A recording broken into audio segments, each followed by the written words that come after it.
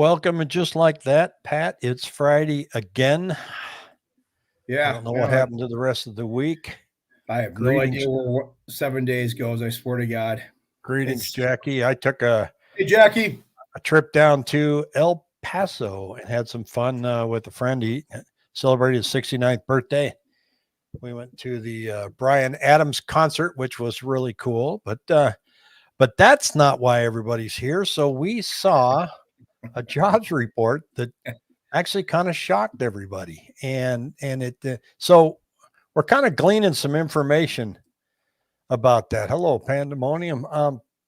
And one of the things that I recognized, Pat, was that well, first of all, let's look at the jobs report. What happened? So they got 353,000, and the experts were expecting what, 185,000. Yeah, 180. Yeah. So once again, the wisdom of the experts, but look, the central bank can't cut rates when the economy is doing well. Now, a lot of debates about whether the economy really doing as well as they said it is. Well, GDP was up, unemployment's down. It is what it is. That's not a background where the central bank could say, okay, well, we're going to have to cut now. This is looking bad. It's not. Mm-hmm. Are we going to have a soft landing? Are we going to have a neutral landing? What are we looking at? And it says one of the articles here, soft landing for the U.S. economy. How about no landing? The U.S. is still growing fast. But here's what it says. As rates started coming down, we immediately saw all of these posts coming out on social media by realtors and some lenders saying, central bank said they're going to cut rates 4 to 6 times next year. Get ready to go. They're going to be coming in March. And first of all, I said, well, he didn't say that. I mean, there were some on the dot plot that did, but he didn't say that. But the other thing we wanted to caution people was nobody knows. Nobody knows for sure how many rate cuts are coming. And for somebody to say that, they're just guessing. They're just throwing an opinion out, and, take it with a grain of salt, but they're guessing. And that's why I don't like to guess too far out, although I've said, I don't know, I don't see a rate cut coming in March, mostly because of all the federal spending that took place in Q3 of last year is still working its way through our economy. What do you think? Yeah, and I think I totally agree. And you and I are way much more smarter than these other people, right? I think people. Clearly. That's why they. Yeah. What do you think people have? We have. I have a diploma back here somewhere. I got mine. Mine right here. Mine right here, University of Wisconsin. But I keep it up there just to remind me that I did go to school when I get down and out on myself. But no, I mean, it's just like, I think you and I have stuck pretty much to our guns. I mean, I know that's why we have millions of people viewing us, but you get these experts. I just get a kick out of it. I mean, all the data out there. I mean, it kind of kills me. First of all, this is just a side note, how you got a forecast of 180,000. I mean, but the actual numbers were 353,000. I mean, if you're really with all this data gathering, you think they'd be a little bit closer on their numbers, just these wild swings. And hold on, Pat, while I ban this guy from the channel. So toss all that Badger stuff in the trash. We would never do years that. It's been all those pictures behind me right here. Those are all my team pictures where I was in all of them when I was a manager. So, but anyway, how can that many experts be wrong, right? Yeah, how many experts are wrong? And once again, I think you and I are just sticking to the numbers. But once again, here it goes. We got this wild number. They're going to talk about it. It's good headlines. Job numbers soar. Blah blah blah. The skeptic in me. Over the years, I've become more of a skeptic. Every time I see something, I'm a little skeptical of anything. But it's just getting grumpier. But you wonder. They always the last 11 to 12 months they've had revisions. So we're probably going to have this great number. Or next month, they're going to probably see some revisions. And I think now the last year or two, I think it just seems as though people are just catching on. I mean, as a matter of fact, this one market update that this guy I follow, he says, we talked about the expected, I'm just kind of going verbatim here, how we expected a large upside surprise. Well, we got it. He goes, we don't believe the number because it comes in from a whole bunch of other stuff that's thrown into January's numbers and the markets, but the markets and the reporters look at the headline and react accordingly. So it's just, he says there's inaccurate data. There's obviously an explanation, the clear explanation from the BLS. There's so many numbers now there. You just can't get a clear number. And the markets are just reacting. I said last week, I went back on our video last week that I thought we'd see a little, jump in rates possibly if we saw these jittery numbers, which we got. I think it's an overreaction. I mean, right now, if you throw my chart up, here's today, there's red candles today, but we're still stuck in this, this channel. So, the 30-year 5.5 coupon was down 38 basis points today. The 10-year treasury finished off 4.02, is up 13 basis points. So we're kind of, as much as we had kind of a crazy day, we're stuck kind of in this channel still. Well, I think that goes along with what you were saying the other day that says, we're just going to muddle along, and the news that's coming out isn't shocking the market anymore. They're just taking it with a grain of salt. And yeah, now there was something interesting on the interview, the press conference with Chairman, and he said that he was asked about real estate, and but you and I wrote a letter. Yep. And it was several months ago, and asking him to please lower rates to help Arizona real estate. And I think it was 3 months later, we saw some improvement, right? Yep. We saw improvement right away. Yeah. Now think about that. Now, did he really see the letter? Well, look, here's a question that came across in the press conference. Listen to this carefully. And just real quick, what is your response to the letter that was sent to you asking the Fed to lower interest rates to make housing more affordable? My response is what I started with, which is that our job, the job Congress has given us, is price stability and maximum employment. Price stability is absolutely essential for people's lives, most importantly mostly for people at the lower end of the income spectrum who are living at the edges, at the margins. And so for someone like that, high inflation in the necessities of life, right away you're in trouble. Whereas even middle class people have some scope to absorb higher costs. So we have to it's our job. It's what society's asked us to do, is to get inflation down. And the tools that we use to do it are interest rates. So that's how we think about that. Now he got it. He finally got it. He got the letter. So, so I'm glad that she picked up on that. But now I gleaned a couple things out of that, because he goes on further in all seriousness when he talked about, they're basically saying, well, what do you think of housing? And basically saying, we don't have any tools for that. Well, you do. He's saying the problem with housing right now is simply because there just isn't enough of it, and we can't do anything about that at the Fed. Now, if he really wanted to kick housing in the butt, he can hike the rates up again. So to say that they don't have any control over that, I thought was a little disingenuous. So I think he's saying, well, our job is to keep inflation low and jobs, stable. And so if there's anything going on in real estate, we're not paying attention to that. Mm-hmm. I don't know. I noticed too from his speeches that he mentioned about, and I'm just talking in general terms, but he talked about how the market's trying to rebalance after the pandemic. Yeah. The pandemic. And he said, there's still a pandemic shocks, which I started to believe last year that, we had the pandemic in March of 2020. It's hard to believe that was 4 years ago. But I think that was a shock to the system that, like 2008, it took 3 to 5 years really to shake out of the market. In 2008, the pandemic is a system-wide shock that is taken. You got to take 3 to 5 years to get all the stuff shaken out of the market. But he did talk about the supply chain coming into fact, and it just seemed like he was talking about the fact that I just kind of got the sense listening to him that the feds were not really going to be going anywhere that soon. Yeah, it definitely. I'm not seeing a rate cut in the future for March, and so the staying here for longer looks like it's definitely going to happen. Let's take a look what's going on in the Phoenix market though. Because of all this, this is the latest, and you can see that slow summer. I think so, Sam. Fountain Hills is now in the red, and Goodyear is now in the red just from last week by 1%.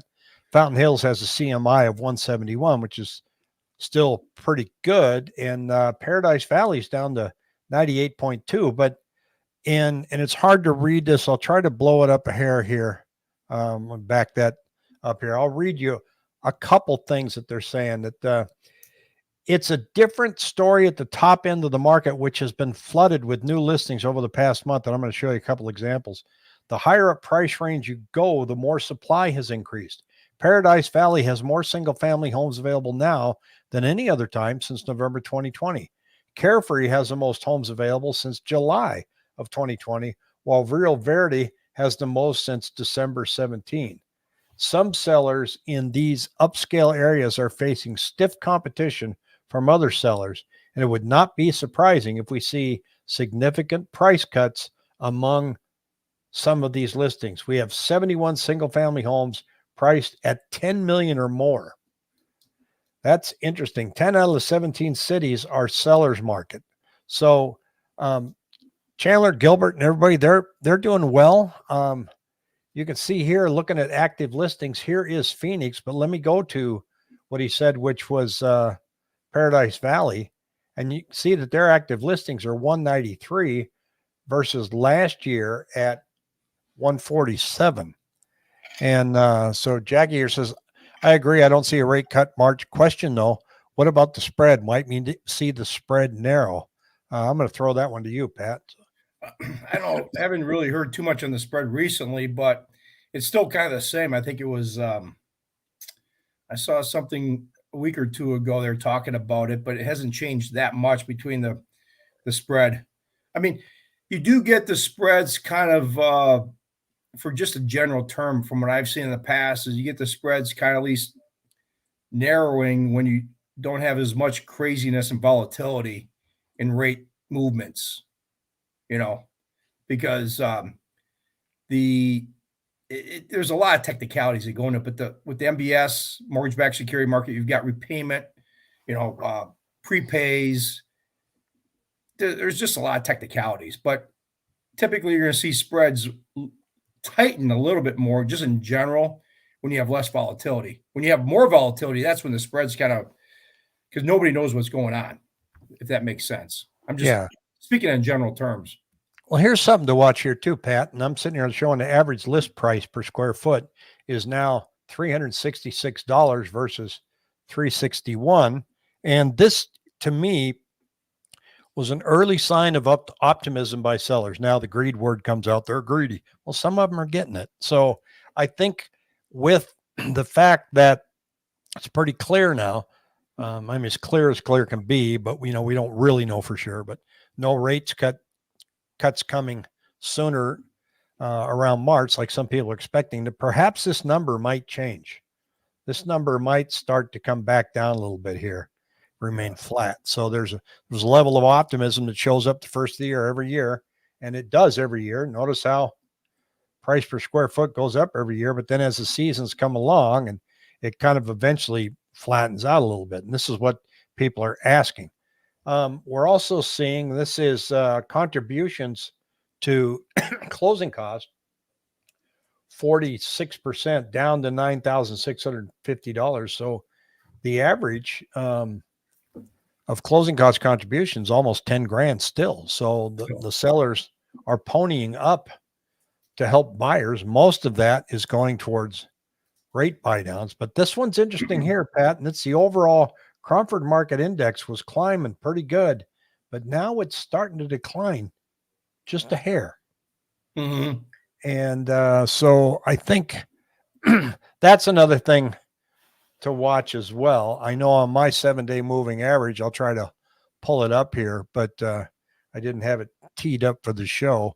But I'm seeing that kind of that same thing where where the number of homes, new listings are coming up, are starting to show up again. You can see there that blue line. Notice how there's a couple blips there where it's gone way up. So that just means the closer we came to the weekend now, a lot of listings hit the market this morning. It's a significant number. The number of contracts have dipped a little. They'll go up as we take another look at this on Monday, but the gap is still in the 70 to 80% range, which is good for sellers. Got a question here. If you guys anticipate an uptick buyers this spring, that number could go up instead. Spring's the thing to watch. We always look at spring and go, well, it's going to be better, but it depends. As we saw this morning, the numbers can change quickly. Jackie says she's still seeing homes sell quickly, 375 to 550 if the home's priced right and shows well. I agree with Sam that buyers are pickier now, even with low inventory. Well, I think that pickiness comes from suffering 2 years of the buyer beatdown. Yeah. You had to accept everything. Oh, you're going to inspect it? Okay, we're going to take the next buyer. Who wants to buy his house out inspecting it? Anybody? Yeah. And now it's like, okay, I'm driving the bus now. Here's what I want. So it's amazing how, over the years I've watched, it's funny you say that because being, the mortgage broker now, I can't believe 25 years, which I know I don't look my age. I probably look older. Well, you started when you were 20. So, but it's kind of funny how you see different swings, the buyer's market, the seller's market. And like you said, now the buyers are kind of like giving them the middle finger, like, it's just, even though things are slow, it seems as though on my end, I'm hearing, like I say, I read a lot, poke around, talk to other mortgage loan officers. I kind of listen. You can kind of glean some stuff on Facebook too, believe it or not, even though, you just see what different people's opinions are. And it seems as though things are thawing out just a bit because we have more stability in rates.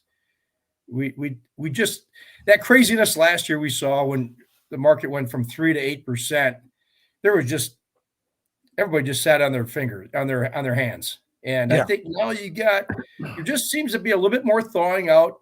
And I saw an article showing how that locked in rate theory, as far as people being at 3%, 3.5%, are not going to sell.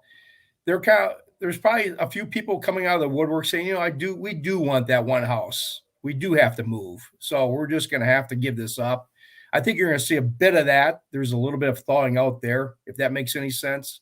It seems to me, though, that we're getting activity from the loan standpoint. I'm getting some calls from some people that, hey, I'm thinking about doing this or thinking about doing that, so you kind of just get a little sense of that. But I don't see a heck of a lot more of the same that we've been seeing the last. Here's a social media post that I saw a few weeks ago from an agent. When the Fed announced that there will be 4 to 6 interest rate drops in 2024, many buyers felt they should wait. No need to wait now. Yeah. They didn't say that. So I think, buyers, they can, like Jackie said, they can take their time and they can look and they can go home and make a decision. And sellers are open to offers. Now, if you're listing your house, I had this conversation with my friend down in Texas because they're going to be moving. And I really stressed with him, if an agent comes in and says, well, you're worth 475, I said, don't marry that number. That's an agent looking at comps and saying, if we were looking at the comps in the area, this is where it comes in. But, you need to sit down with your wife and say, what's the lowest we're willing to take on this home before, we give up or we move? What's our bottom line? So that if you have to make an adjustment, you already know ahead of time, what that number is. Now, you can choose to discuss that with your agent if you want. If it's an agent that you haven't worked with before, I would caution you and your wife or you and your husband should chat about it and have it in the back of your mind. Because if after a couple of weeks of no activity, you're going to have to move that price. So you don't want it to be a shock. So with your agent, you got to say, okay, if we don't have any activity in 2 weeks, do you think we should come down 10 grand or 20 grand? And map that out ahead of time, because that number that they give you, that's That's an average. And sometimes it's just a wish list. I hope we can get this price. Yeah. But if it doesn't happen, I mean, it's not a time where you should dig your heels in the sand, because 45 days on market is a killer. Yeah. And You know, and when somebody sees you at 45 days, Pat, they expect you to lower the price.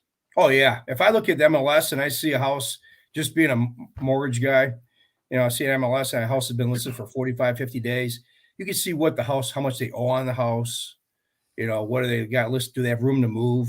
I mean, real estate is an emotional thing. I think working with a great agent or working with a team helps level out those emotions, because the average person, it is an emotional, purchase or sale. Well, there's more information out there for buyers now. They Yeah. know when you bought it, to your point, Yep. how much they owe.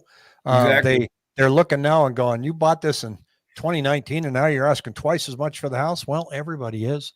That's where the Yeah. market went. In our market, people are still blaming things on California. Oh, Californians are driving the prices up. Well, home prices are going up in Omaha, Nebraska. Californians Oshkosh, aren't doing Wisconsin. that.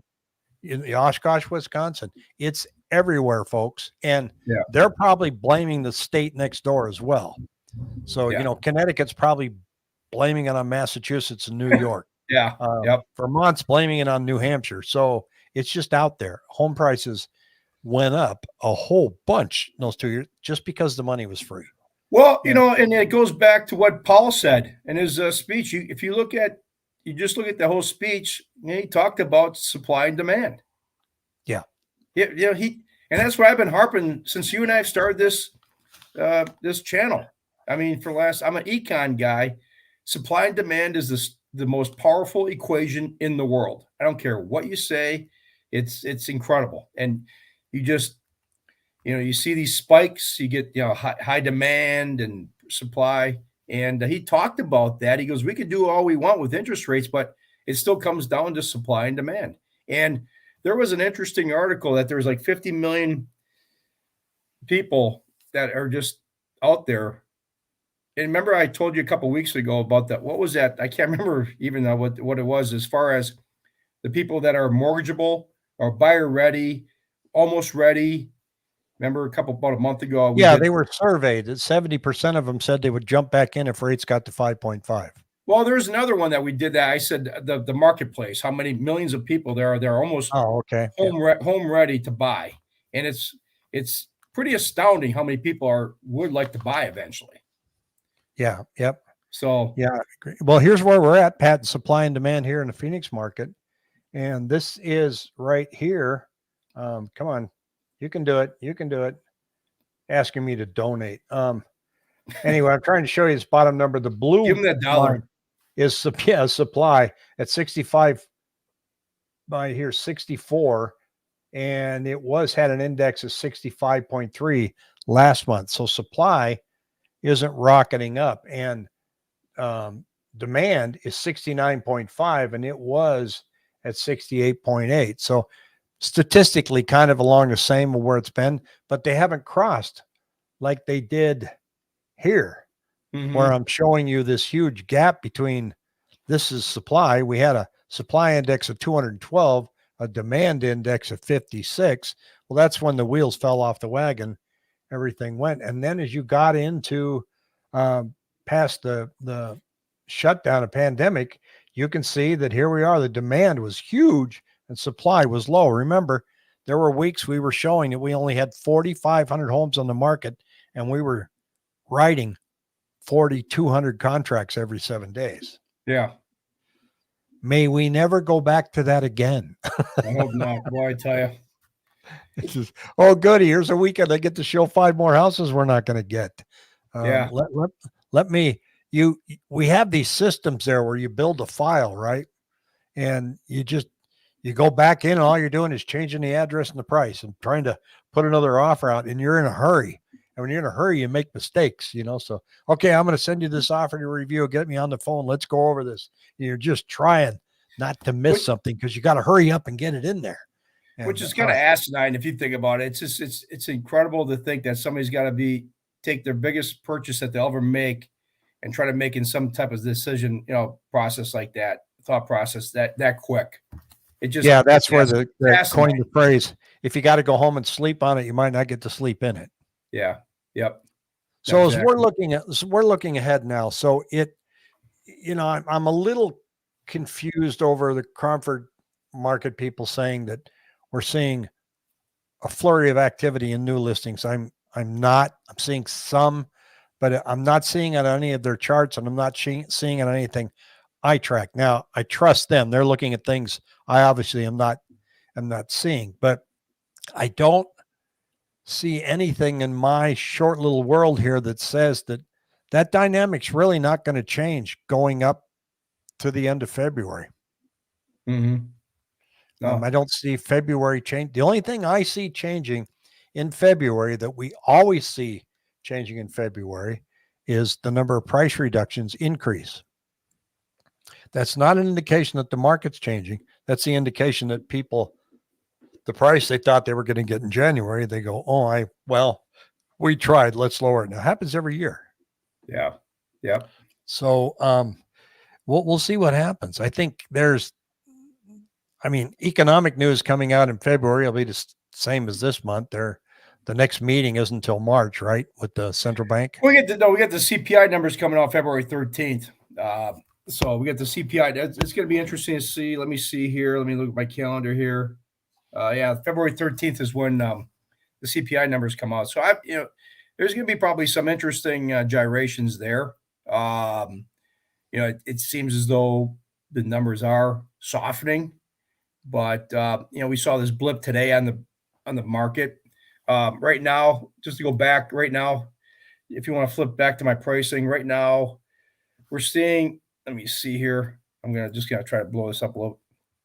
I mean, we're still seeing rates 6 7/8, 6 3/4, 5% down, $475,000 purchase, 780 FICO score. This one lender right here, I don't know this Mega Capital, so I'm going this other lender.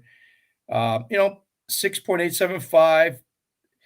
Rates have they blipped up a little bit. We're probably going to be stuck in this range for a bit. I don't see anything crazy. That's about it, really. I mean, CPI it's going to be interesting to see the CPI number because it's going to be more confirmation of where the market inflation is really going. And I'm going to hold judgment on the CPI because I've just got this little feeling in my gut that it's not over. No. We're going to get a couple surprising blips coming up in March and April on the CPI. Well, I think your based blip on the level of spending. I think your blips too are from the Red Sea, the shipping. People have got to talk about something that's been obviously been going the last couple of months is the shipping costs have gone up dramatically. I am sure you're going to see some little blip there. That's just my little birdie told me. I believe, you see that number, the shipping costs have gone up dramatically. So I think that's going to probably play into some of we'll see. I'd like to see if I'm right or not, but, oil, everything inflation's still there. And I think, I don't see us really getting away from this inflationary bug for some time. It's moderated, but it's still there. Well, if they did come out and announce a cut in March, I don't think mortgage rates would move that much. They might move back down to what we saw a couple of weeks ago, but that'd be about it. You can always tell what the markets. You can always tell what the Feds are going to do by how the market trades day to day. The market is the day to day barometer of what really is going on. You can really see trade. If you watch trading, it's like a stock. You can see things before news comes out. The stock is already going up a week or two beforehand, so something's going on. And then typically they always say the old sell buy on rumor, sell on fact. Yeah, and that basically means you're buying it before it runs up, and then when the news comes out, that bonds have no different trading pattern than stocks or bonds, which I've been, following and studying for the last 36 years. So it's a little bit, you have to watch the game to understand the patterns. So the Fed now, the market now is saying the cuts are not coming in March. I don't think they're coming in May. I'm going to throw $1 out there and say that, yeah, Dave's right. If they're cutting rates, there's no reason for them to cut rates. Bottom line, things are kind of slow. They're slugging along. Powell's kind of happy. He's not. Everything's kind of moving along. Everybody's kind of happy. The stock market's doing well. I don't see a cut. I'm going to bet $1 on it, saying that I'd be lucky if we see a cut before June or July. Yeah, I'm not going to take that bet. I think you're right. So, Terry, are you on? You just mailed me $1 last week. You want to jump in here? So, I don't he sent the $1 in, so. Yeah. He mailed me $1. And the broker called and said, Rick, I don't understand what this is. I got an envelope here with $1 and it's going to cost me 60 cents to mail it to you. I told her what it was a bet. But, that was a lot of fun. So, well, I think, it's good to find some variety out there when you're out looking at homes now and seeing some stuff on the market. I saw a new home show up in North Mesa yesterday that was fabulous. It was a little over $600,000, but it looked great. But yet it wasn't at a price point where you got to hurry up and get out there and take a peek at it. And so it's nice to have that time. But there are parts of town. I mean, talk to your agent before you go out there and say, what are we seeing here? It's we're going to have a bidding situation on this house. And sometimes the answer is, well, yep. Surprisingly so. Pandemonium says, just so you know where I'm coming from, I'm sitting on cash waiting for 2011. If it doesn't happen, I'm buying an RV and parking it at the lake in a few years. So you're hoping the prices come down to 2011. I'd put that right up there with Pat's $1. I wouldn't bet $1 on that. That is severe. But if that's your plan, that's your plan. I'm not condemning it. I'm just saying, boy, that's that's right up there with the Cardinals winning the Super Bowl this year.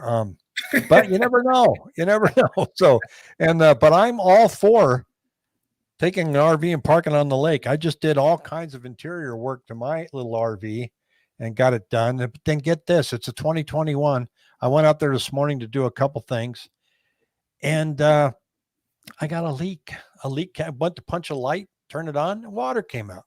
So after this is over, I'm going to go out and crawl up on the roof and see what happens. I'm hoping a branch didn't hit the top of the roof. I gave 2 houses back to the bank due to 2008.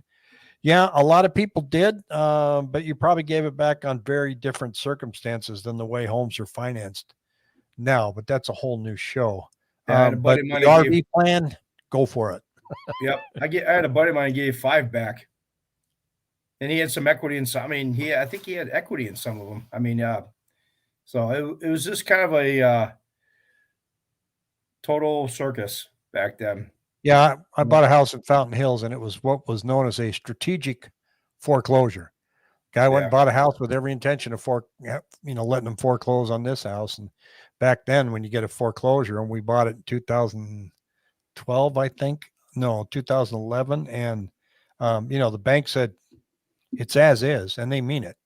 They don't fix anything. So we were willing to bite some of the repairs and do it ourselves, but we made money on it. And so Pandemonium says, 1 I earned, 1 was divorce. Yeah, that can muddy the water. We should go cry in our beer one of these days. Why do you think at 59 I've never been married? So anyway, well, you still got that to look forward to. I think it's usually going to be more of the same. I think I don't see anything just to wrap up. I mean, I don't see anything different on my end. I mean, rates kind of perked up a little bit, but I think it's going to be a little bit more of the same. I don't see anything in the forefront. Going to be interesting to see what happens with the CPI number next week. Obviously, the more numbers we get every month, kind of sets a tone.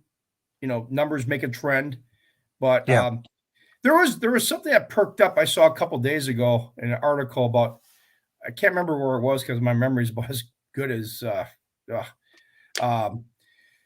about these these banks, these regional banks. There was some news about a regional bank. I can't remember, New York Community. I think something happened there. I see so much news that flaps through, but could be some stuff that perks up about these, these community banks that might have some trouble down the road. That might have, kind of like the Silicon Valley. That's the only thing I see. That commercial banking, is going to cause a little rumbling here and there. But the interest rate hikes were certainly hurting it. That's another reason that rates may not be able to stay as high as they'd like to have. So that's really hurting farmers. Farmers have to go get a loan every year to be able to buy new equipment and plant in the ground and then pay it back. And so if these small community banks get hurt, that hurts farming.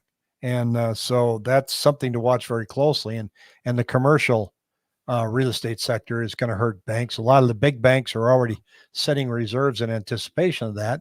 So that's all on the horizon. And I'm glad I'm not Chairman Powell. I don't have to worry about all that stuff. So, but anyway, Pat, I want you to have a super weekend. Wish me luck when I go out and try to find out what my roof leak is. And we shall take on the day next week, huh? Sounds good. Have a good week, everybody. Thanks for watching. Take care. Cheers.